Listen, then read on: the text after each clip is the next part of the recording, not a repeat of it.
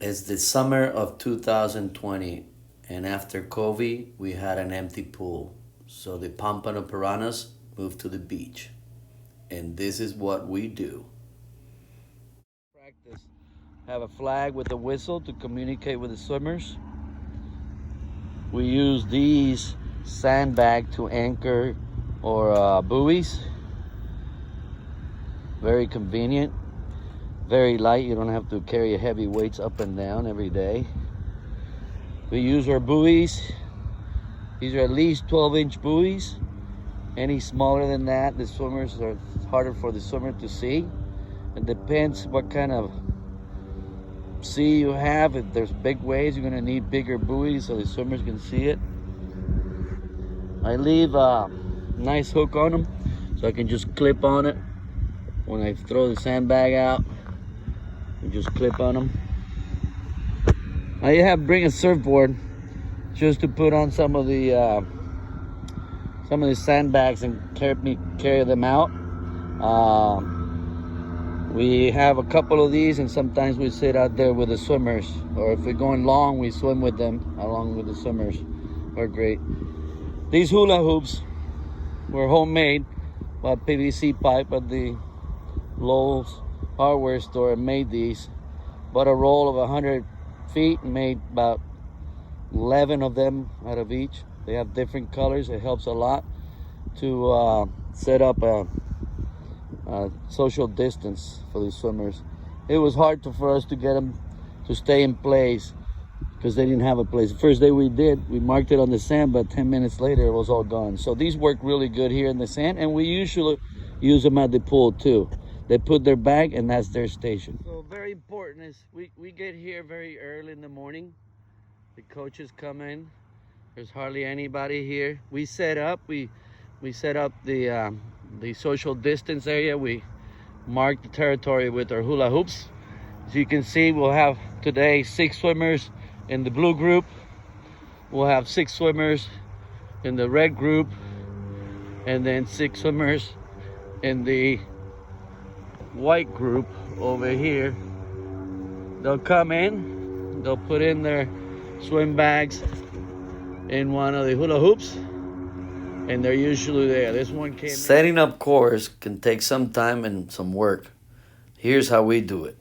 Very easy, very light. They're a little expensive, but not too bad.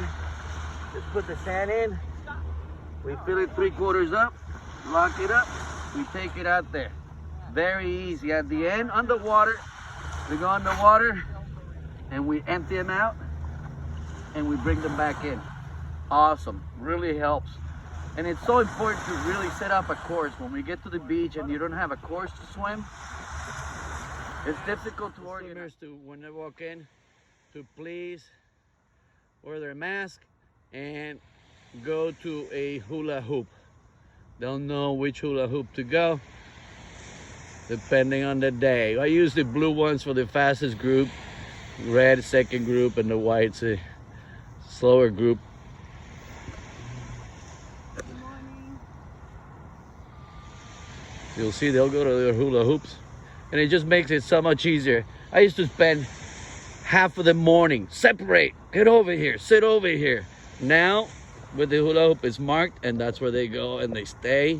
They bring their own water, and then we ask them to locate to their hula hoops every time. Once we go in the water, we also ask the swimmers to maintain their groups and distance. We'll use the flag and the whistles to start the swims. We use that because sometimes we're far apart. They just hear the whistle, they'll have to look and they can see the flag raise and the flag drop to start. Pretty much the same thing we do at the meet. You hear the 3 whistles, they'll look over my way. They'll hear the other whistle, I'll raise up the flag, and then I'll drop it for them to go. So one way to communicate. You can do that any way you want. Every day is different at the beach. Sometimes you'll get waves. Today we have a beautiful flat day, pretty clear. And we set up the course in, we have actually 5 buoys out there. And we put those buoys about 50 meters apart. When it's a flat day, this works great. because we could do all kinds of things. We could do, we could swim and tell the kids, okay, swim from one buoy to the other. Let's do some 50s, or we'll swim two buoys. That's 100, and you can be really creative. But again, every day is different. Some days you'll get a beautiful day like today. Some days you don't. You gotta adapt. We also, when we get out of the water, we go back to the circles. We keep social distance, and we dry off, and we come in for water. But we dry off, and we do some dry land afterwards, also keeping that distance from each other. I feel extremely lucky to have the space. Good luck, everybody.